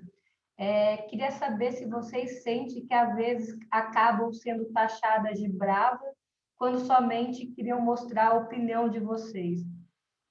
Brava, autoritária, destemperada, com TPM. Quem nunca ouviu isso, né? Eu acho que eu devo ouvir isso todo mês, pelo menos de alguém. Né? Porque, assim, se a mulher fala mais alto, ela é destemperada, ela, né, é histérica. Então, e o colega que, não, daí ele está numa posição assertiva, ele é assertivo, né? Então, eu acho que isso é bem comum, assim. Eu não sei vocês, mas eu ainda mais que eu sou uma pessoa que falo muito, falo alto, né? Eu chego chegando, então eu não sou aquela pessoa recatada, né? Então eu chego nos lugares e as pessoas notam que eu cheguei. Então, com certeza eu tenho todos esses adjetivos e alguns outros mais. Fernanda. Ai, muitas vezes, né? Às vezes a gente precisa até falar mais alto para ser escutado, e daí já acho, nossa, porque você tá nervosa? Que mulher que nunca escutou, porque você tá nervosa? Né? Então, isso acontece muito. Acho que a maturidade vai fazendo a gente não ficar nervosa com a pergunta, por que você tá nervosa, né? A gente vai acabando, não tô bem. Mas isso acontece. Maris, você também já foi taxada de nervosa, de destemperada? Já, na verdade, eu mudei muito, né, da minha graduação. Tem mais ou menos uns 2 meses que eu, conversando com uma amiga, eu falei isso, né? Ela fazia Unirio e ela estava lembrando de uns eventos que aconteceram naquela época em que ela era estudante, né? E quase que coincidia da época que eu era estudante. Disse, nossa, como eu era estressada, às vezes eu falava alto, às vezes sai, né, sem você querer. Saem assim palavras, né? Mas eu acho que é mais pelo rubor, assim, pela tenacidade da juventude da gente. A gente vai ficando mais tranquilo, né? Até com o que ouve, né? Porque no começo é assim uma destemperança completa, né? Eu lembro que uma vez um professor, ele era O Heitor, você conhece, não conhece, Virgínia? O Heitor da UERJ? Eu conheço ele só de nome, assim, o É, evangelista, né? eu fiz iniciação científica com ele, e eu me lembro que eu era a única menina do laboratório, sabe? E os meninos disseram, nossa, eles me chamavam de irmã, né? Porque ele era o nosso pai. Então ele disse, irmã, por que você está tão nervosa? Eu não estou nervosa. Eu só estou perguntando para ele se ele pode realmente me informar em o que é que ele quer que eu faça com o que eu já desenvolvi. Porque ele chegou de uma viagem e ele achou que, eu acho que Visual Basic era mais bonito para desenvolver aquilo. Eu tinha feito um monte de coisa já em C, aquele C velho, sabe, da tela azul. E aí eu fiquei pensando assim, mas como fazer com aquilo tudo que eu gastei esse último mês fazendo, né? E aí eu falei, você pode me informar o que eu faço com aquele código que eu já fiz? E aí, porque eu usei essa expressão, né? Eu nem falei, ele entendeu. Mas os meninos disseram, você está nervosa? Porque eles nunca tinham escutado eu falar assim, né? E aí eu lembro-me disso com muita clareza. Eu disse, não, eu só estou fazendo uma pergunta. Eu cometi algum erro, né? Mas com o passar do tempo, a gente vai entendendo que às vezes até os questionamentos, existem formas e formas de você falar, né? Existe o tom da voz, né? E existe às vezes a hora até de se calar, deixar passar um pouquinho e depois que até aquele vulcão dentro de você fica menos intenso, né? E aí você consegue expor melhor, mas seguramente tá de TPM, né? O que aconteceu, né? Como se tudo fosse, não, é só uma exposição, né? A gente não falava muito, não costumava gritar, berrar, sempre fui mais discreta, então quando eu me pronunciava assim, eles ficavam assim meio assustados. O que aconteceu? Você está brava hoje? Eu, não, só estou perguntando. Mas Não, seguramente. eu acho que é muito mais tolerável, né, para o homem. Tanto que o máximo que eu já ouvi, assim, falarem de um pesquisador era que ele é mal-humorado. E eu falei, mas ele é super grosseiro, ele fala umas coisas horríveis e ele é tido como mal-humorado. Se eu falasse as mesmas coisas, meu Deus do céu. Eu só fiquei pensando assim, como é muito mais tolerável e os adjetivos são muito mais brandos também, né? Então, é tudo isso que a gente precisa mudar. Então, a gente está aqui com as meninas, né? A gente está com um público aqui, na maioria mulheres, estou muito feliz, né? Que as meninas estão abraçando essa ideia que a gente vai criar aqui a nossa rede de acolhimento, né? Eu estou buscando aqui um projeto para exatamente fazer isso com as meninas aqui da engenharia. É um bebê que ainda não nasceu, mas está aí no forno. E se alguém tiver mais alguma última perguntinha para a gente fechar a nossa mesa?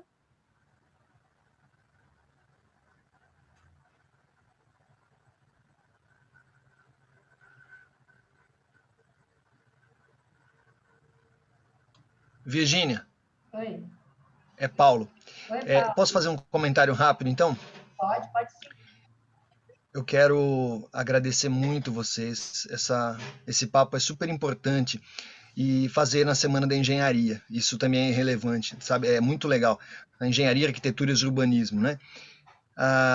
Queria dizer que é uma alegria a gente ver uma aluna se tornar uma pessoa brilhante com luz própria, como a Virgínia, né?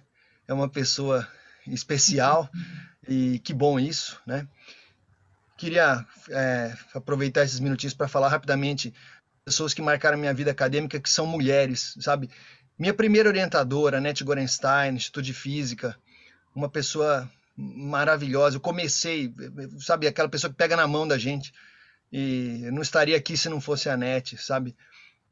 Outras pessoas que encontrei ao longo do caminho, a Ana Maria do Espírito Santo, uma amiga querida, talvez algumas de vocês conheçam, uma pessoa incrível que trabalha por aqui em São José, né? Tá na Unifesp. Também queria lembrar a Priscila Peçanha. Eu perguntei sobre a mulher na direção, né?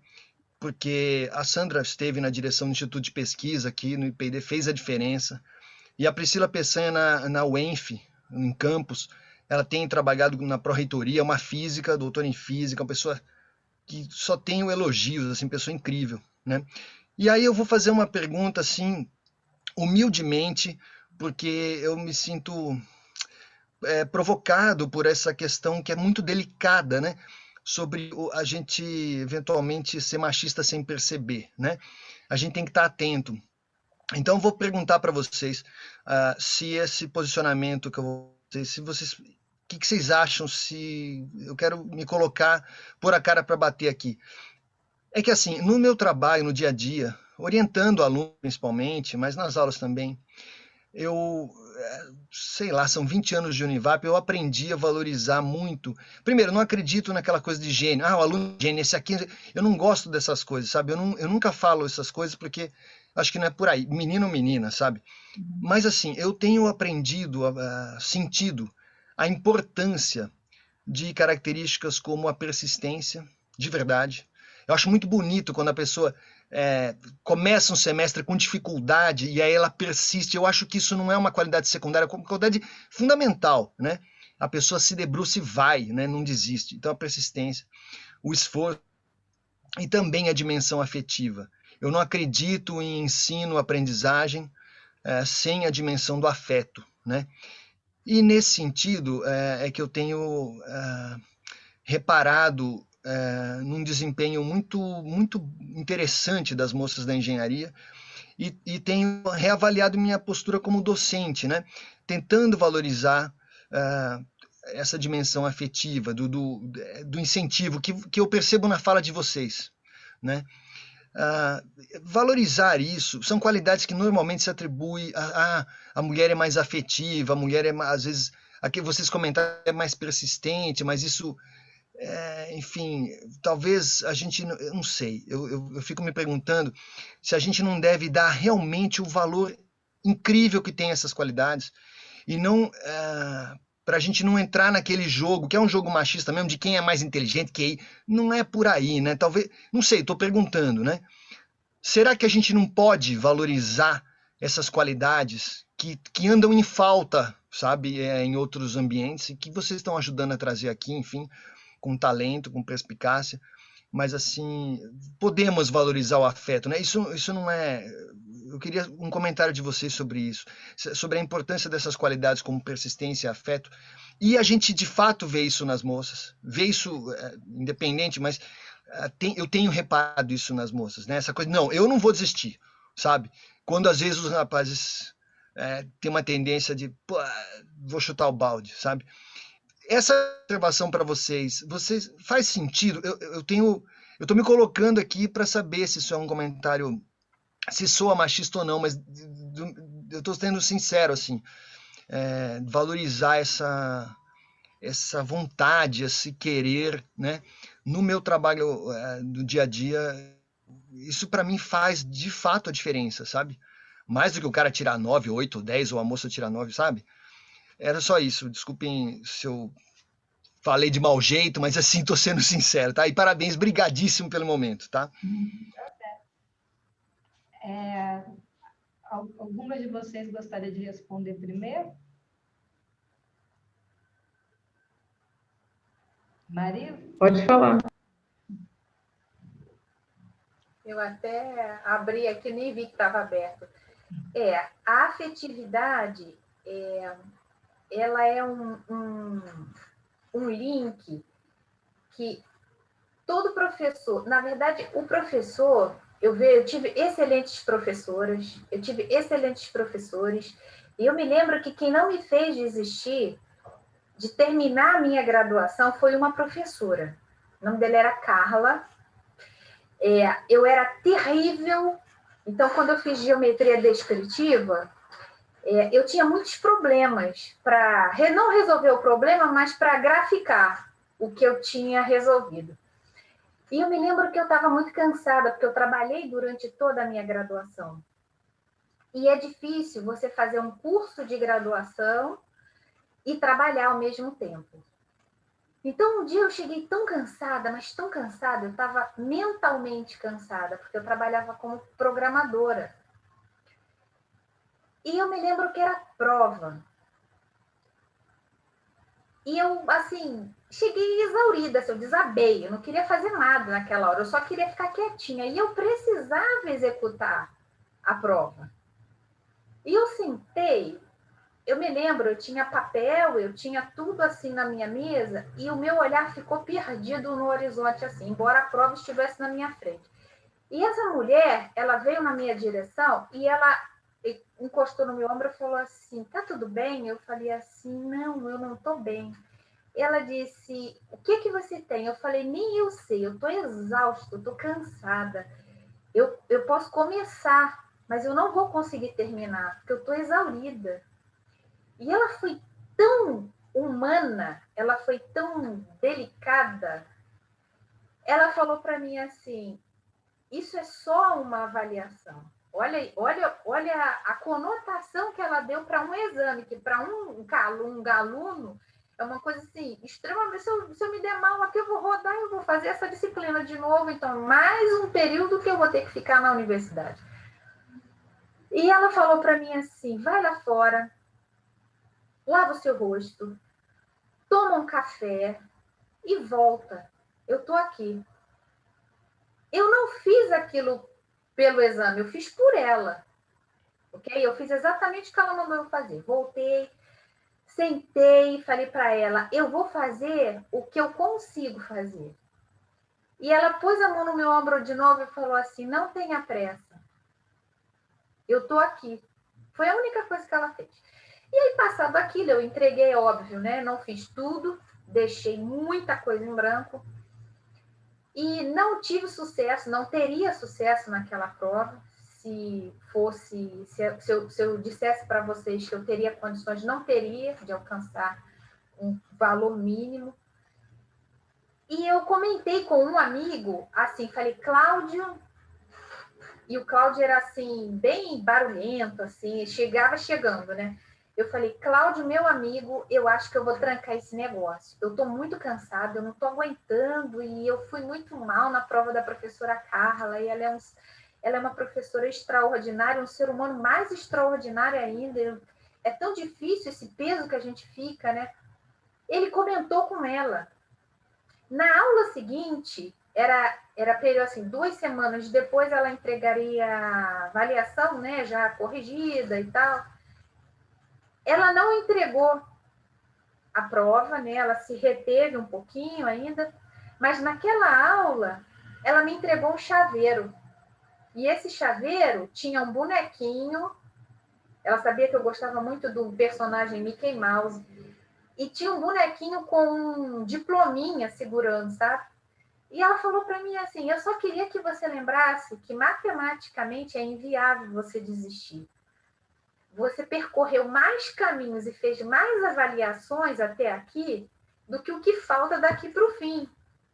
Então, é uma incoerência matemática você desistir. Pensa nisso. Foi só isso. Sabe? Então, eu percebo que esse olhar humano valeu para mim, que era uma aluna, mas com certeza essa mesma professora fez a diferença na vida de alunos também, de meninos também. Então, essa empatia é algo muito, muito crucial, sabe? A empatia. E, geralmente, empatia vem com um link de afetividade, né? Porque você olha para o outro vendo o outro. Né? Porque muitas vezes alguém na academia, né, ou até na faculdade, olhou para mim e não me viu. Ele viu um número, que foi o número, que é o número da matrícula. Ele não me viu. É difícil, é um exercício muito difícil você olhar para um indivíduo vendo aquele indivíduo, mas esse exemplo da professora Carla é um exemplo que foi um exemplo que me marcou muito, sabe? Assim como a Maria Virgínia, que não está aqui hoje. Meninas, eu tirei 0,5 numa prova que valia 10 de física dos plasmas. e ela teve, assim, uma presença de espírito. Ela falou para mim assim: eu não sei o que te aconteceu, mas eu espero que você reverta essa situação. Eu estou apostando nisso. Eu reverti. É óbvio que o meu coeficiente não ficou o melhor coeficiente, porque eu tive um fator que me puxou para baixo. Mas essa posição foi, assim, magnífica. Então, essa empatia associada com essa fineza, ela é essencial para qualquer criatura vivente, tá? Independente de gênero. Eu acho assim que vocês falaram, é essencial a empatia, mas tem um outro lado da moeda, é quando você rotula a mulher como emocional. Eu lembro de uma coisa assim que me marcou muito, foi uma vez que eu estava, meu orientador, e eu estava tendo dificuldades, e ele virou e falou assim: não vai chorar, né? Por isso que eu não gosto de trabalhar com mulher, porque aí tudo chora, e daí eu vou ter que lidar com você chorando, e mulher, sabe? E daí aquilo, eu acho aquilo um absurdo. E assim, e eu vejo que poucas vezes, eu sou uma mulher que pouco chora, né? Exatamente porque eu quero ser durona, e às vezes até, por exemplo, eu estou vendo meus alunos se formar, vem aquela aguinha assim no olho, e eu fico tentando, opa, não, vou aqui segurar a minha onda. E eu vejo que são essas falas ao longo da vida que tentaram me rotular como pessoa, que até trouxeram uma dureza, né, disso, de você não chorar para não mostrar fraqueza, né? Porque muitas vezes eles colocam a mulher chorando como um sinal de fraqueza também, né? Então, eu acho que esse daí é aquele outro lado da moeda do que o professor Paulo falou. Mas eu sei que a conversa está muito boa, mas a gente já chegou no nosso limite de tempo. Eu gostaria de agradecer muito a presença da Ana, a presença da Fernanda, da Marisa, de todos os presentes. Muito obrigada por vocês terem vindo. Eu espero que esse seja uma mesa, a primeira mesa redonda de muitas, né? Muito obrigada e boa noite a todas e a todos. Tchau, tchau. Boa noite, pessoal. Obrigada pela presença, pelo convite. Tudo de bom aí para vocês. Obrigada pelo convite, pessoal. Foi muito bom participar. Boa noite para vocês. Obrigada, gente. Obrigada, Virgínia. Obrigada, meninas. Obrigada a todos que participaram aí com a gente.